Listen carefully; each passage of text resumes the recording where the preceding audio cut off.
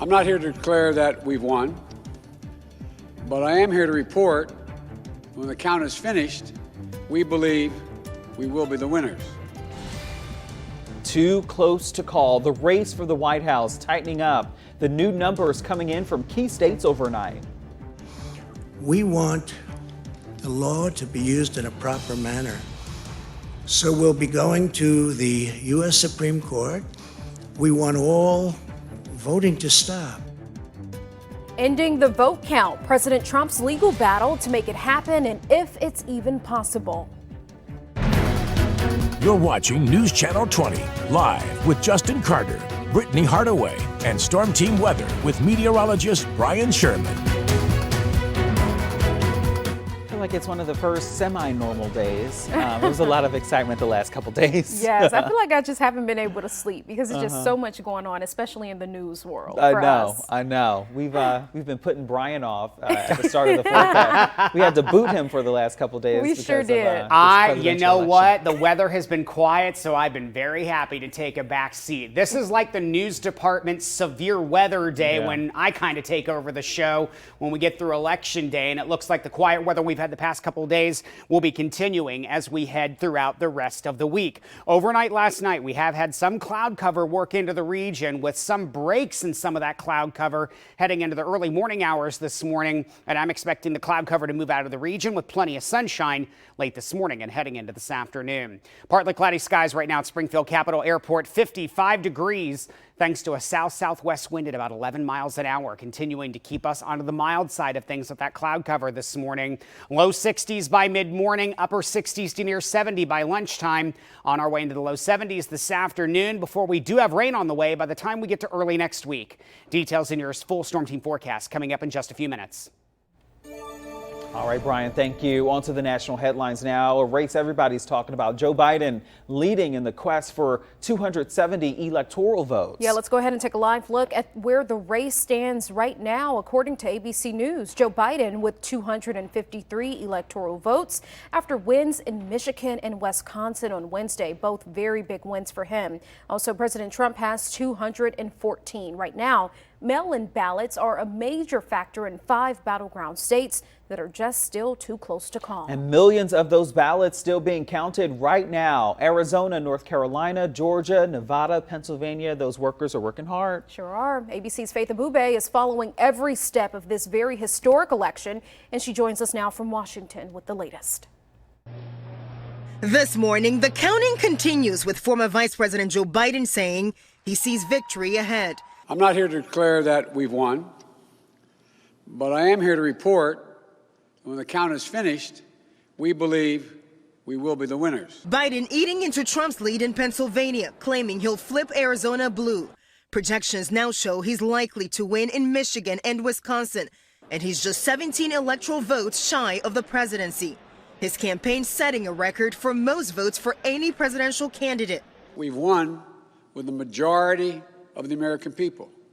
Indeed, Senator Harris and I are on track to win more votes than any ticket in the history of this country. Still, the former vice president urging patience as vote counting continues in swing states like Nevada, Georgia, and Pennsylvania. The president currently holds a lead in the Keystone State, but there are hundreds of thousands of ballots yet to be counted. The majority from Democratic-leaning areas, but without any legal basis. The president saying this. So we'll be going to the U.S. Supreme Court. We want all voting to stop. Even the Senate Majority Leader, Republican Mitch McConnell, weighing in. Claiming you win the election is different from finishing the counting. With the president's chances of staying in the White House for 4 more years narrowing, the Trump campaign now mounting court challenges in several states, including Michigan, where he's pushing for more GOP observers to be allowed into counting locations. This group causing chaos inside one of those sites, chanting, "Stop the count." Other than his overnight news conference yesterday, the president hasn't been seen. He's been behind closed doors in the White House. In Washington, Faith Abube, ABC News. Faith, thank you for that. And with millions of ballots hanging in the balance, the president falsely claiming victory and promising a legal battle. His team already filing lawsuits in several states, one in Georgia seeking to order Chatham County to store and account for all ballots received after the polls closed. Another suit in Michigan seeks to stop ballot counting there. Legal experts say at this point, the Supreme Court will not get involved in the way the president wants. Going to the U.S. Supreme Court, we want all voting to stop. What the Supreme Court can't do and won't do is literally stop the counting. In Pennsylvania, ballots mailed on or before Election Day can be counted if they arrive by Friday. Trump's lawyer is also filing a lawsuit on the issue. Two separate occasions, the Supreme Court didn't step in. This should remain with the state, and the state says these ballots should be counted. Though votes are still being tallied, President Trump's campaign manager writing in a statement they have, quote, serious doubts about the validity of the results there.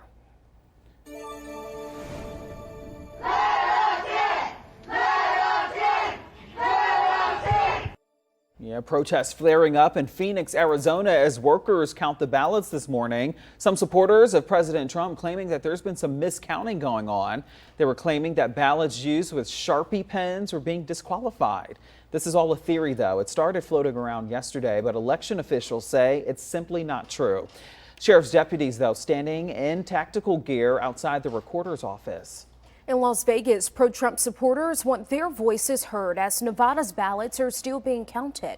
You can see protesters outside a local election center. Many believe Trump will prevail if all ballots are tabulated. Nevada is one of a handful of states where a winner has not been officially declared. And a march also kicked off in downtown Chicago. Various groups gathering to demand President Donald Trump be removed from office. The group carried large banners that read, "Count every vote and out now." Several counties across Illinois saw a record high of mail-in ballots. Some experts say mail-in ballots still have to be counted in Illinois. Those remaining ballots can potentially change the final results. A race that changes, a week from now because of the mail-in ballots, but generally because Illinois processes them as they come in, then it has to be a very close race if it's going to make a difference. Experts say pay attention to some of the closer races over the next few weeks to see if mail-in ballots will make a change. The graduated income tax amendment was one of the most watched items on the ballot in Illinois, but the proposition failed with a resounding no. Illinois' current tax rate across all incomes, 4.95%. That 20% proposed increase could leave some paying even nearly 1% higher every single year. After that no vote on Tuesday, Governor Pritzker says state budget cuts are around the corner. I will work every day to repair the fiscal instability that has been ailing Illinois for more than 3 decades. There will be cuts, and they will be painful. Illinois' Chamber of Commerce president says that there will be significant backlash if taxes are raised here. We do not want a tax increase even on a small number of voters. But now the only thing you can do is raise taxes on everybody. That's outrageous.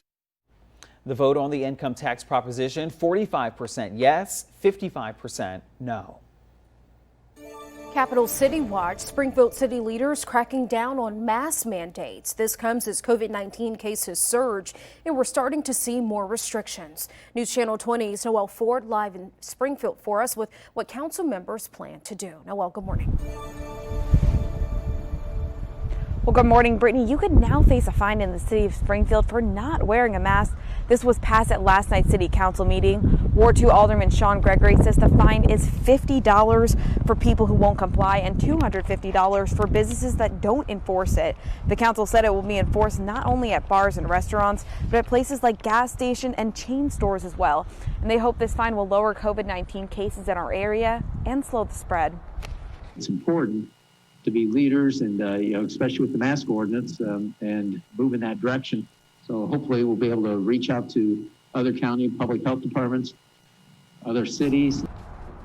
Springfield Police Chief Kenny Winslow saying this order can be enforced in establishments just like the rules about wearing a shirt and shoes. But some aldermen still had concerns about keeping indoor dining at restaurants open. Now these restrictions will go into effect tomorrow. They'll last for 2 weeks, and then the county health department will reassess. Reporting live in Springfield, Noelle Ford, back to you.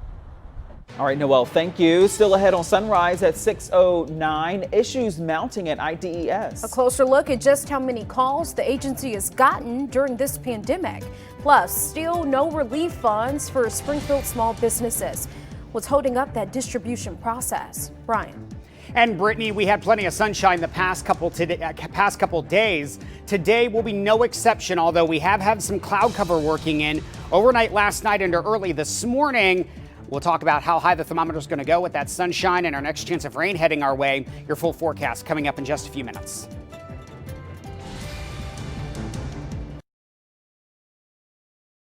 Now, your Storm Team weather with meteorologist Brian Sherman.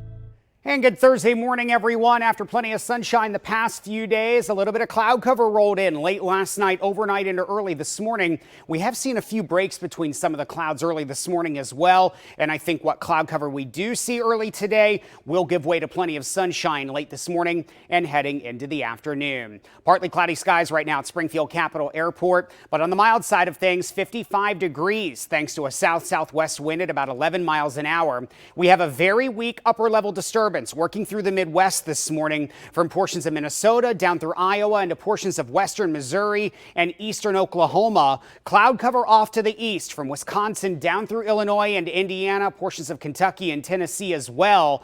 That cloud cover will move off to the east as we head throughout this morning, and I'm expecting plenty of sunshine today through the end of the week into the upcoming weekend before our next chance of rain moves in by the time we get into early next week. We start to bring in more cloud cover as we head into our Monday. Partly cloudy skies by 6:30 Monday morning, but we are dry until late Monday night and into early on Tuesday morning. By 3:30 Tuesday morning, rain showers moving into the region, so grab the umbrella as we're heading out the door Tuesday morning to the bus stop or heading to work. And we'll keep the showers and even some thunderstorms into the forecast as we go from Tuesday afternoon and into Tuesday evening. That cold front presses on through by late Tuesday night. This is 11:30 Tuesday night. The showers and thunderstorms moving through some of our eastern and southeastern counties across the state line over into Indiana, and drier weather with much colder temperatures heads our way as we head into the middle of next week. Until then, it's like we're playing a game of cliffhanger here. How high are we going to go in the temperature department? Our average high for this time in early November, 58 degrees. I'm aiming for 73 this afternoon, so that puts us about 15 degrees above average, and we're going to keep this nice and warm weather around through the rest of the week and into the upcoming weekend as well. We'll head for 73 degrees today with a mostly sunny sky, especially late this morning and into the afternoon. Mainly clear skies overnight tonight and a tad bit cooler into the upper 40s overnight tonight. Mid 70s on the way for Friday. Plenty of sunshine Friday, Saturday, and Sunday. We're into the low to mid 70s heading into the weekend. So enjoy this kind of weather, folks. It's not every day we're in early November and we get a weekend this nice and this warm. Cloud cover increases as we head into Monday. We're still in the 70s and remaining dry with showers and thunderstorms moving in on Tuesday with our cold front. We're into the mid 60s by Tuesday afternoon. And then once that cold front presses on through, lots of sunshine for next Wednesday for Veterans Day, thanks to high pressure building in, but only into the low 50s by Wednesday afternoon. All right, Brian, thank you. Coming up next, continuing our months-long investigation into IDES, why the troubled agency has become a target again.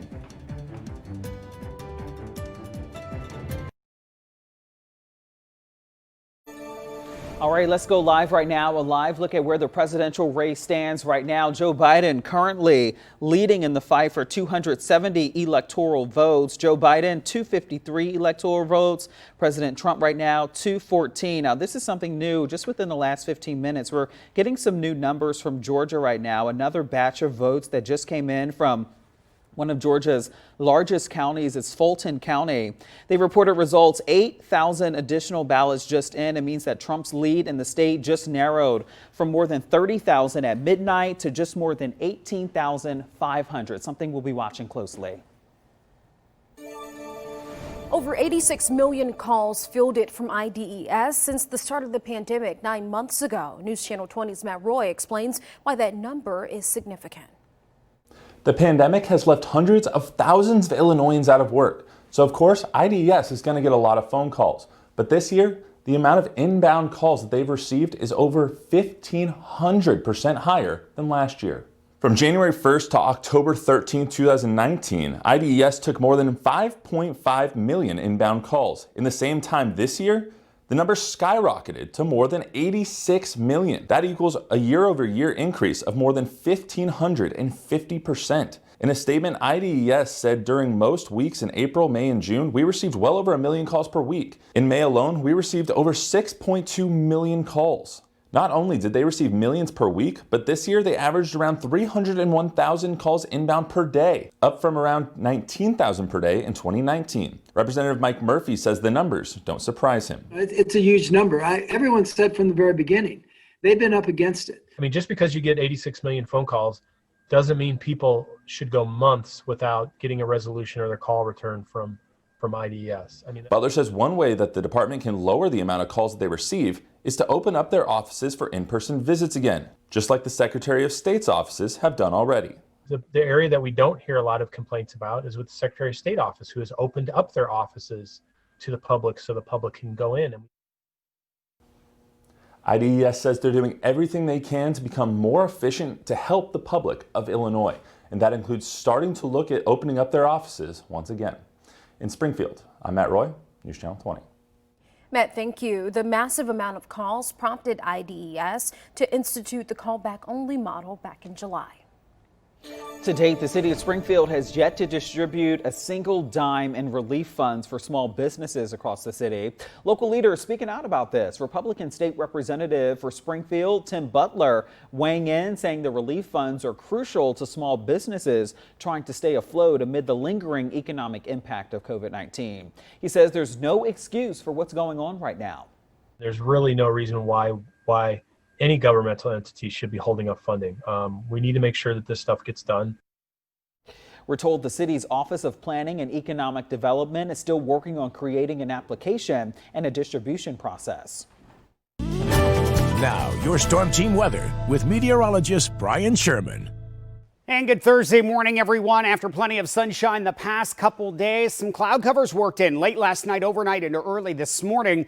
We have seen some breaks in those clouds, but whatever cloud cover we have this morning will give way to plenty of sunshine as we go from late this morning and into the afternoon. Tower cam right now over downtown Springfield. A little bit of cloud cover, otherwise mainly clear skies being reported right now at Springfield Capitol Airport. 55 degrees, so on the mild side of things here early this morning. That cloud cover working in from the west thanks to an upper level disturbance from Iowa down through portions of Missouri, working into eastern Oklahoma. That cloud cover through the Great Lakes, back down through the Ohio Valley into the Tennessee Valley as well. So as that cloud cover continues to pull off to the east, I'm looking for increasing sunshine as we head throughout the day. Really going to be a nice day to go outside for lunch or dinner today. Plenty of sunshine. We'll call it a 5-star forecast. Temperatures into the upper 60s by the time we get to lunchtime today, and then going clear skies overnight tonight, and then temperatures into the 60s by the time we get to dinner time this evening. We'll talk more about how long the dry weather is going to last and when our next chance of rain heads our way. Your full Storm Team forecast coming up in just a few minutes. Brian, thank you. Coming up next, forget about Black Friday. It's now looking like Black November. We have the details for you in today's GMA First Look.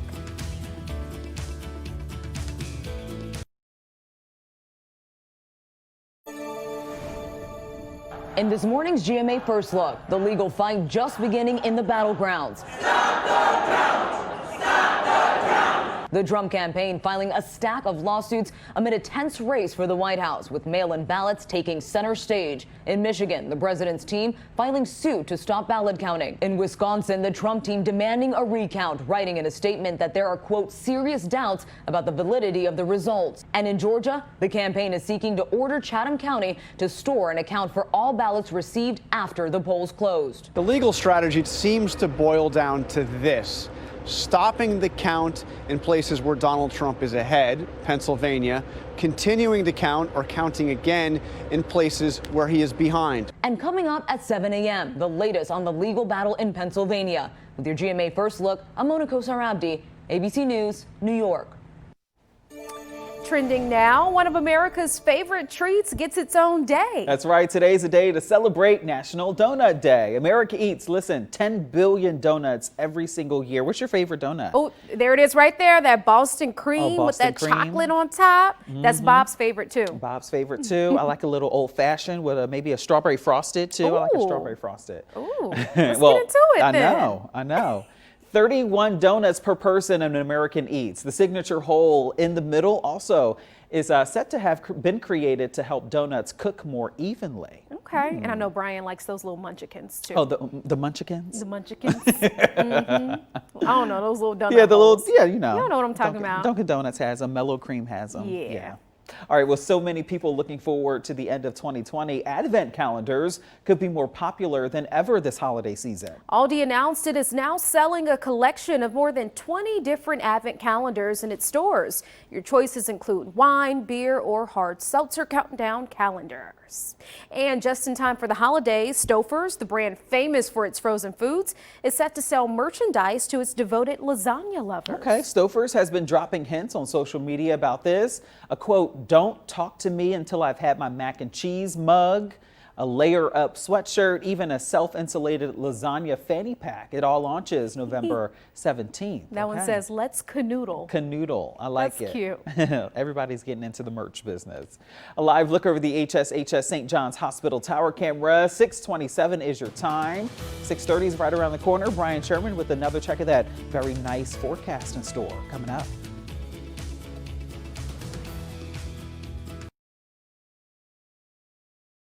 Right now at 6:30, too close to call. The race for the White House tightens up. The new numbers coming in from key states overnight.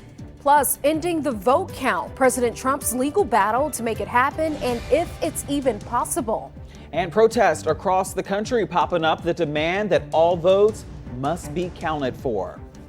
Good morning, everybody. Welcome to News Channel 20 Sunrise. 6:30 is your time. I'm Justin Carter. And I'm Brittany Hardaway. Good morning, everybody. Happy Friday Eve. It may feel like a long week, but the weekend is getting closer and closer. Oh, here's the thing.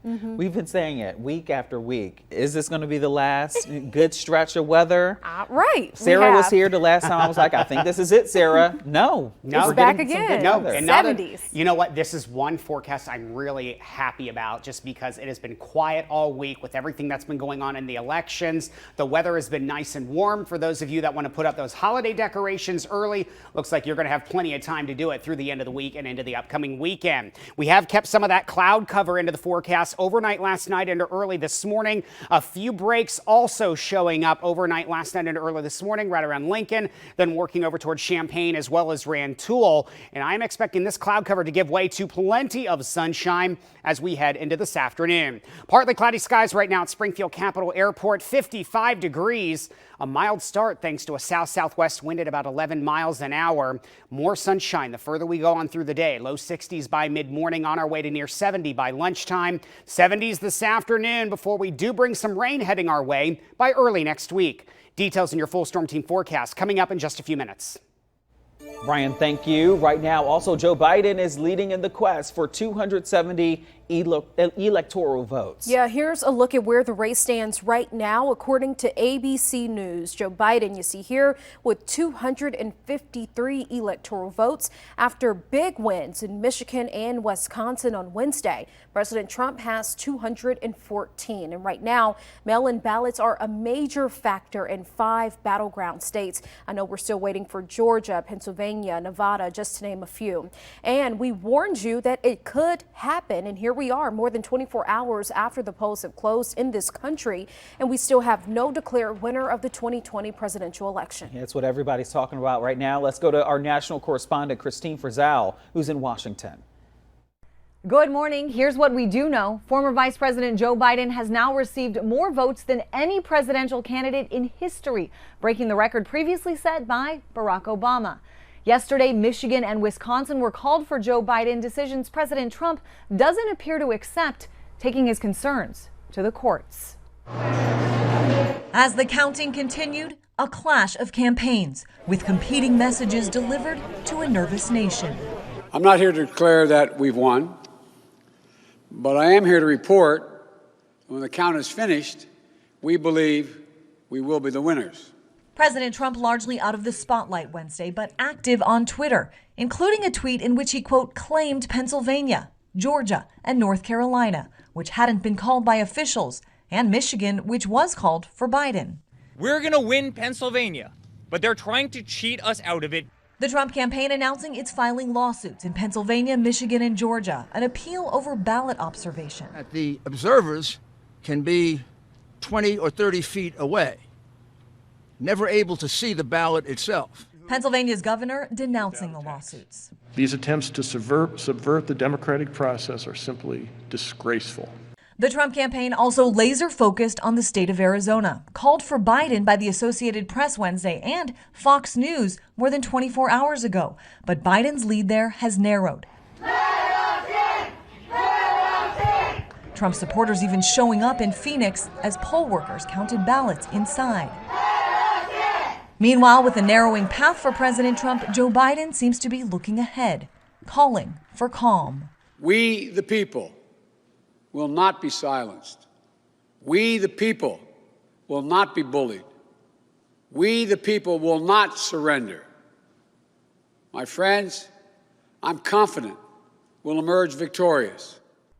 As far as the future of Congress, it still appears that Democrats will be in the majority in the House of Representatives. The Senate still counting some ballots, but will likely be in the hands of Republicans, which means no matter who wins the White House, the federal government, just like the country, will remain divided. In Washington, I'm Christine Frizzau. Now back to you. Christine, thank you. And with millions of ballots still hanging in the balance, the president falsely claiming victory and promising a legal battle. His team already filing lawsuits in several states, one in Georgia seeking to order Chatham County to store and account for all ballots received after the polls closed. Another suit in Michigan seeks to stop ballot counting there. Legal experts say at this point, the Supreme Court will not get involved in the way the president wants. Be going to the U.S. Supreme Court. We want all voting to stop. What the Supreme Court can't do and won't do is literally stop the counting. In Pennsylvania, ballots mailed on or before Election Day can be counted if they arrive by Friday. Trump's lawyer is also filing a lawsuit on that issue. Two separate occasions, the Supreme Court didn't step in. This should remain with the state, and the state says these ballots should be counted. Though votes are still being tallied, President Trump's campaign manager writing in a statement they have, quote, serious doubts about the validity of the results there.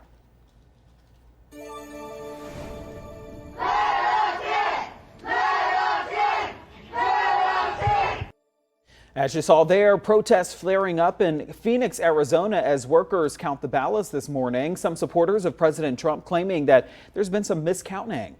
They also were claiming ballots used with Sharpie pens were being disqualified, but it's all a theory that started floating around yesterday. Election officials saying it's not true.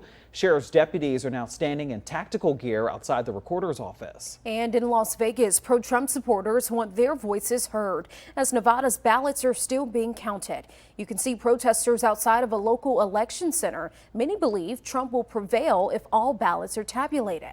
Nevada is one of a handful of states where a winner has not been officially declared. And a march kicked off in downtown Chicago as well. Various groups gathering to demand President Trump be removed from office.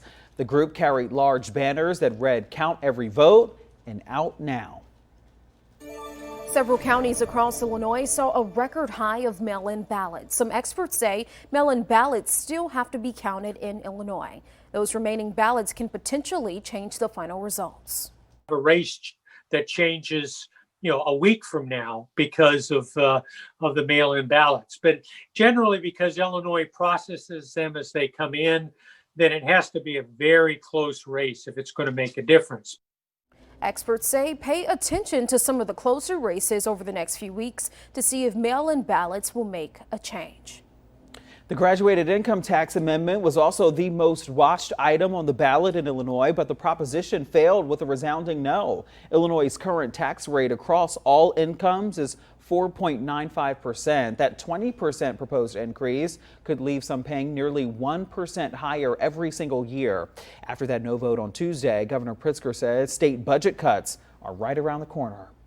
I will work every day to repair the fiscal instability that has been ailing Illinois for more than 3 decades. There will be cuts, and they will be painful. Illinois' Chamber of Commerce president says that there will be a significant backlash if taxes are raised. We do not want a tax increase, even on a small number of voters. But now the only thing you can do is raise taxes on everybody. That's outrageous. The vote on the income tax proposition, 45% yes, 55% no. Capital City Watch now. The city of Springfield announcing new COVID-19 restrictions. News Channel 20's Noel Ford live in Springfield with some of the changes you need to know about. Noel, good morning. Well, good morning, Brittany. There was originally supposed to be a health assessment where people left their name and contact information whenever they visited a restaurant. Now, this was supposed to help with contact tracing, but some city council members had privacy concerns about it. They say some people are nervous about leaving their contact information, so the city decided to change its health questionnaire. Now it will only include a time in and time out, and they hope this will help bring down the number of COVID cases. The goal was to keeping a record to keep with regards to if someone had come down with the virus. They said, I ate at XYZ, you'd contact that restaurant. But some aldermen still had concerns about keeping indoor dining open, even with the new mitigations. And these restrictions will go into effect tomorrow. They'll last for 2 weeks, and then the county health department will reassess and see where we need to go from there. For now, reporting live in Springfield, Noel Ford, back to you. All right, Noel, thank you. Still ahead on Sunrise this morning, winter sports, the season may or may not happen. Yeah, we have that story in today's Our School Pride.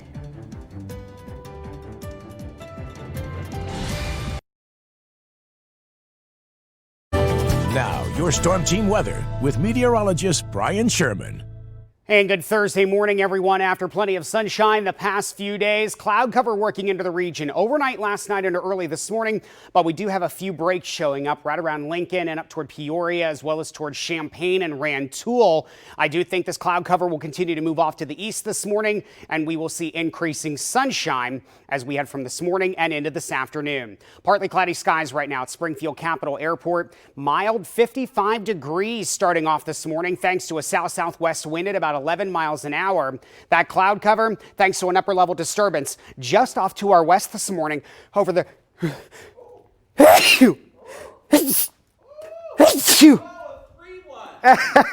my apologies, folks. That came out of nowhere there as I was talking. I just was like, ugh. Anyway, there's our upper level disturbance from Iowa back through portions of Missouri and working into eastern Oklahoma.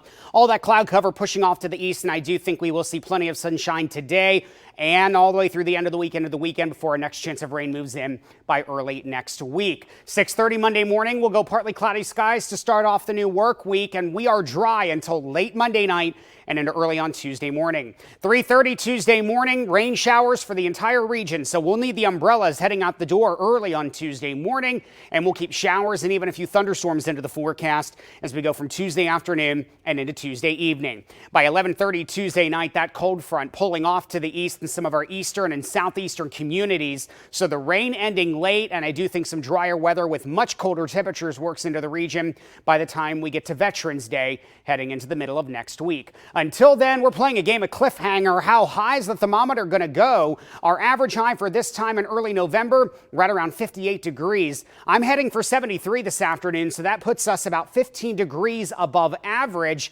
And these 70s are going to be sticking around through the end of the week and into the upcoming weekend as well. 73, mostly sunny skies, especially heading into the afternoon today. Partly cloudy to mainly clear overnight tonight. We'll drop to 48. 74 tomorrow. Very nice tomorrow afternoon. Mostly sunny Friday, Saturday, and Sunday. Low to mid 70s the entire weekend. So if you're thinking about putting up those holiday decorations early, might not be a bad idea with how nice this weekend's going to be. A little more cloud cover working in, and we're still into the 70s on Monday before showers and thunderstorms with that cold front on Tuesday. And then high pressure builds in by next Wednesday for Veterans Day, but much colder, only into the low 50s by the middle of next week. The following segment is sponsored by CEFCU and HSHS St. John's Hospital.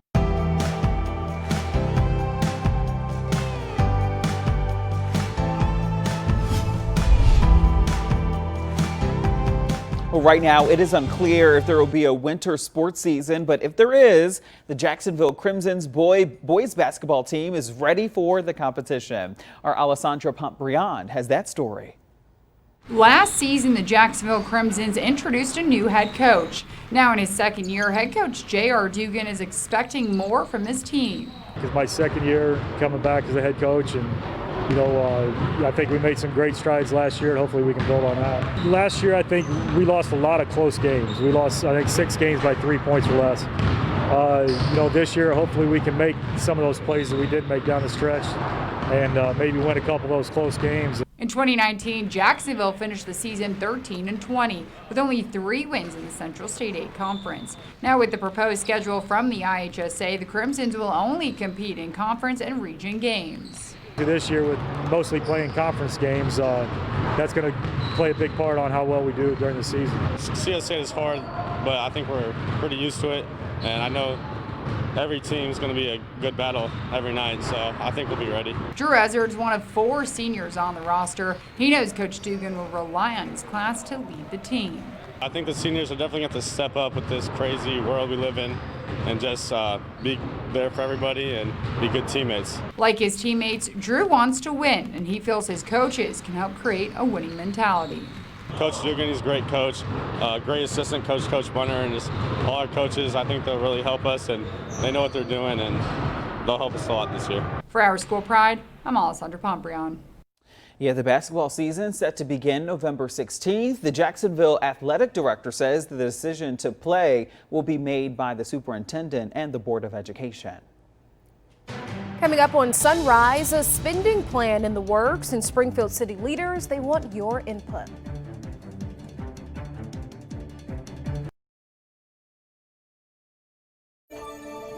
All right, let's get another live look right now, an update at that presidential standing, the presidential race. Joe Biden is currently leading in the fight for 270 electoral votes. Biden at 253 electoral votes. President Trump now has 214.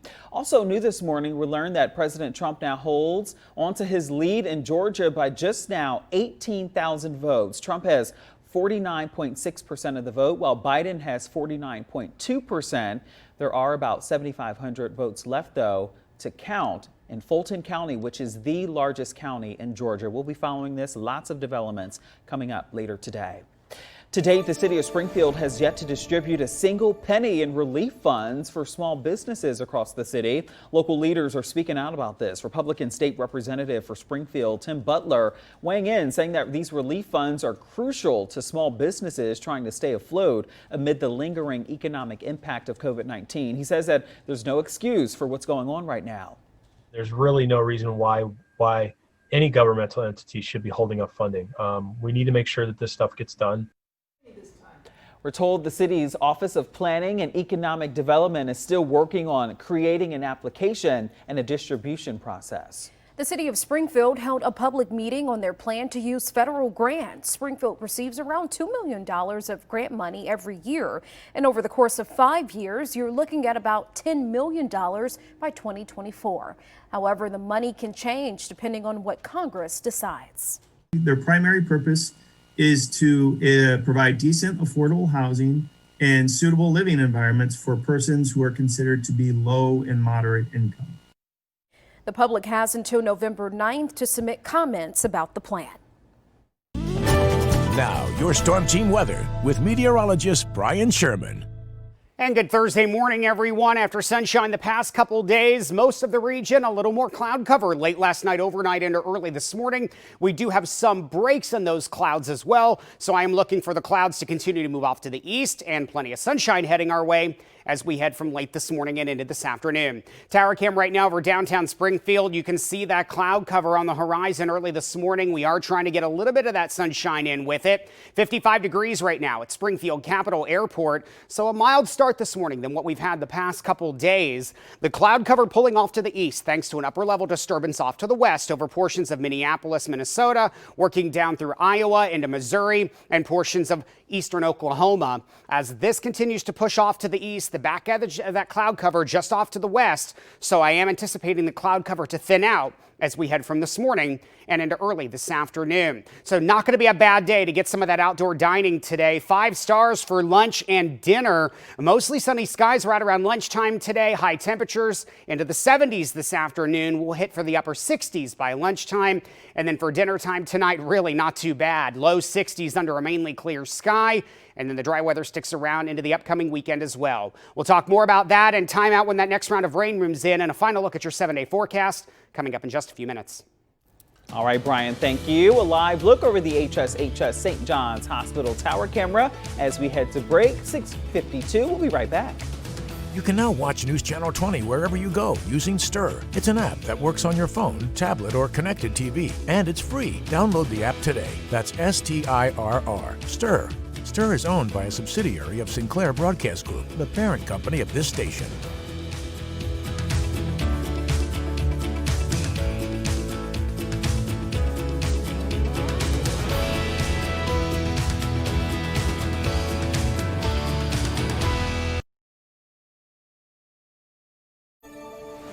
.655 on to our top stories right now. The graduated income tax amendment was the most watched item on the ballot, one of the most watched on election night in Illinois, but the proposition did fail with a resounding no. Illinois' current tax rate across all incomes right now is 4.95%. A 20% proposed increase would have left residents paying nearly 1% higher every year, depending on how much you make. The vote on the income tax proposition was 45% yes, 55% no. And right now, Joe Biden is leading in the quest for 270 electoral votes. Here's a live look right now at where the race stands, according to ABC News. Now, Joe Biden with 253 electoral votes after his big wins in Michigan and Wisconsin yesterday. President Trump has 214. And right now, mail-in ballots are a major factor in 5 battleground states. Some of those big ones, Georgia, Pennsylvania, Nevada, we're still waiting on. Right now, it's still too close to call. But of course, we'll be updating you on that throughout the day. Let's go ahead and check in with Brian with the final check. Brittany, plenty of sunshine today after some cloud cover this morning. 73 this afternoon, mid-70s for Friday and low to mid-70s through the weekend. Lots of sunshine all the way through Sunday. A little more cloud cover working in for early next week before showers and thunderstorms now in the forecast on Tuesday with a cold front. And then we get some much colder air working in for Veterans Day next Wednesday under a mostly sunny sky, only into the low 50s by the time we get to Wednesday afternoon. All right, enjoy these warm temperatures while you can. Brian, thank you. And thank you for starting your day with us. G. May's up next. We'll see you back here at 11 for midday. Have a great day, everybody.